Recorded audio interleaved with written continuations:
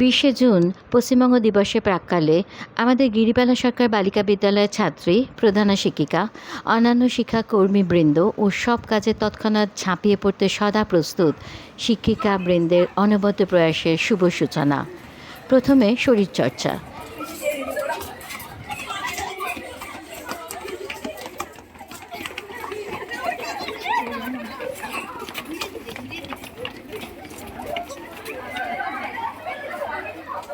শুধু ছাত্রীরাই নয়, শিক্ষিকা এবং শিক্ষাকর্মীবৃন্দদেরও এ ব্যাপারে প্রবল উৎসাহ।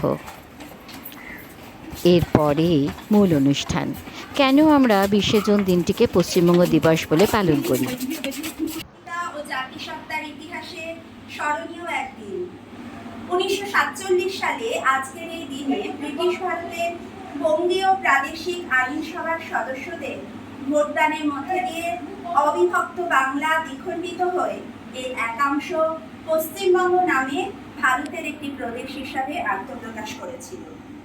বাঙালি জাতির আত্মপ্রতিষ্ঠার সংগ্রামে আজকের এই দিন তাই বিশেষভাবে তাৎপর্যপূর্ণ। সেই সঙ্গে এই দিন আমাদের কাছে গৌরব ও অহংকারের। তবে আজকের এই উৎসাহ ছোট ছোট মেয়েরা পরিচিত নয়, ওরা দেখেনি, আমরা দেখেছি। আমাদের বাড়িতে যখন রেশন আসতো তখন রেশন দোকান থেকে এই বঙ্গলিপি খাতা আসতো, সাদা এবং লাল টানা। এটা হচ্ছে হাতে আঁকা ম্যাপ। দেখ লেখা আছে hand sketched pre-partition map of Bengal from 1892। 1892 তে বাংলা সুবা যেটা ছিল, বেঙ্গল ডিভিশন যেটা ছিল, ব্রিটিশ কলোনিয়াল পিরিয়ড, ব্রিটিশ রাজত্বের সময়, সেইটা এটা কিন্তু হাতে আঁকা। একজন আইনজীবী, তিনি থাকতেন ইংরেজি, তার সঙ্গে ভারতের বিন্দুমাত্র কোনো পরিচয় ছিল এবং ছিল না বলে ব্রিটিশ সরকার তাকে নিয়োগ করলেন। তাকে বলা হলো, ভাই তুমি যাও ভারতে, যাও, সেখানে তুমি একটা কমিটি গঠন করো এবং তোমরা ঠিক করো যে কিভাবে ভারতকে ভাগ করা যাবে, পাকিস্তান এবং ভারত হিসেবে ভাগ হবে। এই সিভিল র্যাডক্লিফ 5 সপ্তাহের মধ্যে এই লাইন করে দিলে এবং ভারত এবং পাকিস্তান মানে ভাগ হয়ে গেল। এই সিভিল র্যাডক্লিফ দুটো কমিশন করেছে, একটা দায়িত্ব বেঙ্গল প্রভিন্স, একটা পাঞ্জাব প্রভিন্স। আমরা যেটা দেখছি সেটা হচ্ছে বেঙ্গল বাউন্ডারি কমিশন। এখানে দুটোতেই তিনি চেয়ারপারসন ছিলেন। কিন্তু বেঙ্গল কমিশন যারা সদস্য ছিলেন, দুজন ছিলেন ন্যাশনাল কংগ্রেস থেকে, দুজন ছিলেন মুসলিম লীগ থেকে। জাস্টিস সিসি বিশ্বাস আর বিজন কুমার মুখার্জি ছিলেন ইন্ডিয়ান ন্যাশনাল কংগ্রেস থেকে, আর আবু সালেহ মোহাম্মদ আকরাম আর জাস্টিস এসি রহমান ছিলেন মুসলিম লীগ থেকে। এরা কিন্তু প্রত্যেকে হাইকোর্টে যাচ্ছে। কিন্তু সরকার তাকে বলেছিলেন যে যদি কোনো মতভেদ হয় তাহলে সিভিল র্যাডক্লিফ শেষ অবধি যেমন বলবে, যেমন করবে, তেমন ভাবে দেশ ভাগ, যেখান থেকে লাইন টানা দেশ ভাগ। মানুষ তাদের বাঁচার লড়াই শুরু করলো আবার নতুন করে। হঠাৎই তাদের দেশটা আর তাদের দেশ রইল। কেউ চলে গেল পূর্ব দিকে, কেউ চলে এলো পশ্চিম, এবং তাদেরকে আমরা ইংরেজিতে রেফিউজি বলি। ছোট ছোট টুকরো এখানে দেখানো হবে। তার মধ্যে লোক দেবী আছেন, লোক উৎসব আছে, লোক সংস্কৃতির যে ধারাগুলো রয়েছে, লোকগান, সবটাই এখানে ছোট ছোট আকারে একটুখানি দেখানো। শুরু করবো।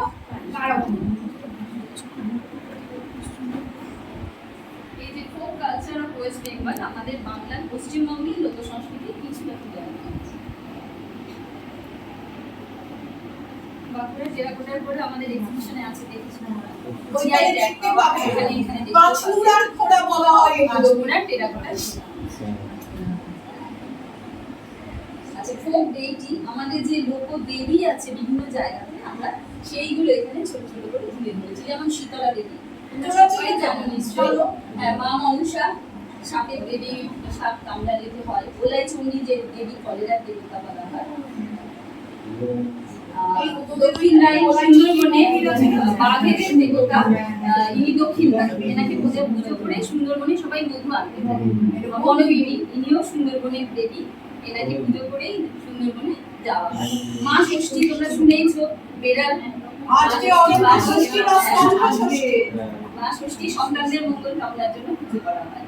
আচ্ছা, ইনি হচ্ছেন বরণ দেবতা, ইনি হচ্ছেন রাজবংশী যে জাতি আছে তাদের প্রধান পাওয়ারফুল দেবতা। আপনারা পালন করে মা বিশালাক্ষী, নাম তো তোমরা শুনেই থাকবে, মা বিশালাক্ষী দেবী, ইনিও সুন্দরবনেরই দেবী, তারাই মিলন পালন করে। আচ্ছা, টুসু বলে একটা উৎসব আছে, শুনেছো তোমরা?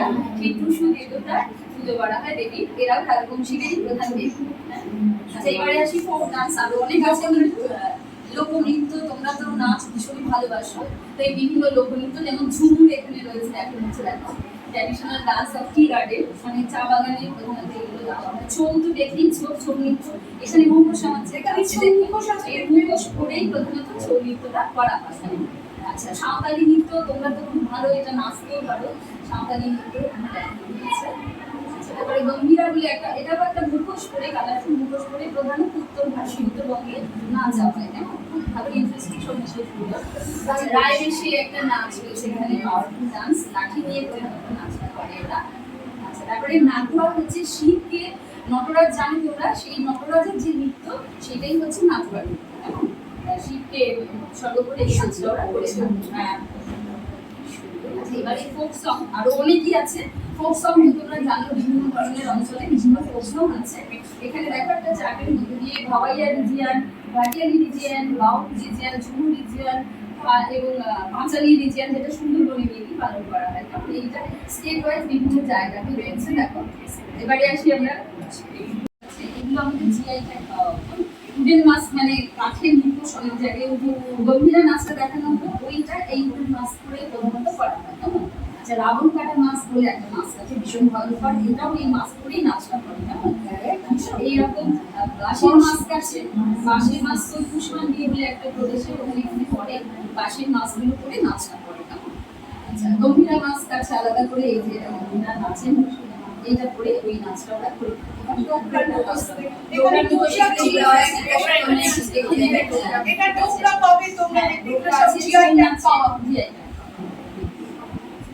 লোক সংস্কৃতির একটা বিশেষ আন্দোলন বলতে পারো ব্রতচারী মুভমেন্ট। তোমরা, আমরা তো ছোটবেলায় করেছি ব্রতচারী,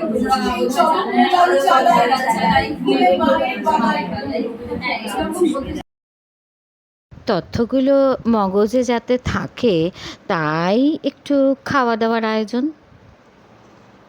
দিনাজপুরে তুলাইবন্দি চালের ভাত, মাছের বিভিন্ন পদ, মালদার আমসত্ত্ব, এছাড়া আছে মুর্শিদাবাদের বিরিয়ানি, তোমরা সবাই বিরিয়ানি খেতে ভীষণ ভালোবাসো। বর্ধমানে সীতাভোগ এখানে আছে, ডিসপ্লে করা দেখে নেবে। এছাড়া খাবারগুলো অন স্ক্রিন প্রদর্শিত হলেও বাংলার বিখ্যাত এই শাড়িগুলো কিন্তু এক্সিবিটেড ছিল সেখানে। বিখ্যাত মসলিন কাপড়, যা নাকি একসময় ছোটো একটা দেশলাই বাক্সেতে প্যাক করে রাখা যেত। এরপরে রয়েছে হুগলি জেলার ধনেখালি গ্রামের এই শাড়িটির বিশেষত্ব হলো শাড়ির ঠাস বুনন আর আঁচলে ওই যে ধানের শীষের বুনন। এরপরে রয়েছে নদিয়া জেলার ফুলিয়ার জামদানি এই শাড়িটিতে প্রায় 1000 বুটির সমাহার। খোল অর্থাৎ শাড়ির বুনন কিন্তু খুবই পাতলা, পরে কিন্তু খুব আরাম। ছাত্রীরা দেখে দেখে কিছু তো নিশ্চয়ই শিখছে আমাদের প্রাচীন বয়ন শিল্প সম্বন্ধে। অতি উৎসাহী এই শিক্ষিকাদের সক্রিয় অংশগ্রহণ ছাড়া এভাবে প্রদর্শনী কক্ষ সাজানো সত্যি অসম্ভব ব্যাপার। অবশ্য বস্তুগুলির যোগানদারের উৎসাহ আরও প্রবল।